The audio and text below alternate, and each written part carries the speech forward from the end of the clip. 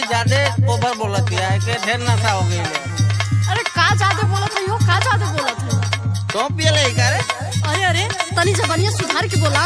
अरे दारू का कीमत तो के का पता, हम बताओ दारू की कीमत। सुनो, आज महाभारत होई। लठिया दे का है भैया, हट जा नहीं तो अब्बा। गावे गावे रानी देसी ठिकावा देखाला, ठिकावा देखाला देसी ठिकावा देखाला, ठिकावा देखाला देसी ठिकावा देखाला।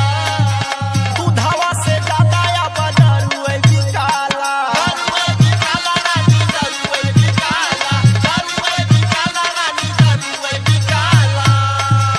गावे गावे रानी देसी ठिकावा देखाला, दूधावा से ज्यादा या दारू बिकाला। ठेकावा के सोझा खोलब अंडा के दुकानिया, ठेकावा के सोझा खोलब अंडा के दुकानिया। दारू बदनाम बना से में सारी दुनिया, दारू बदनाम बना से में सारी दुनिया, दारू बदनाम बना से में सारी दुनिया।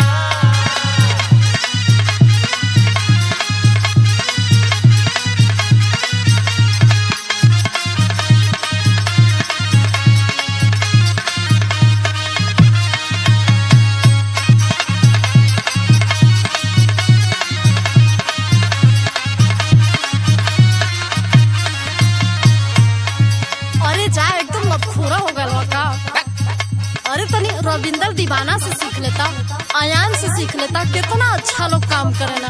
और तू खाली पी के ये घरे वो घरे इधर उधर गिरे के यह काम रह गल का। आज अम्मा म्यूजिक का काम जो है ना रोज बजाई, बाजा खूब बजाई ना। बतिया ले भैया से। का बतियाई भैया से, लगभग उन्हों जब पी के लोढ़े पोड़े ना तोरे दीदी का कसम खा दी, ऐसा कुछ ना। दीदी का कसम खैबा बताई तो क्या बे? तब तो हार कसम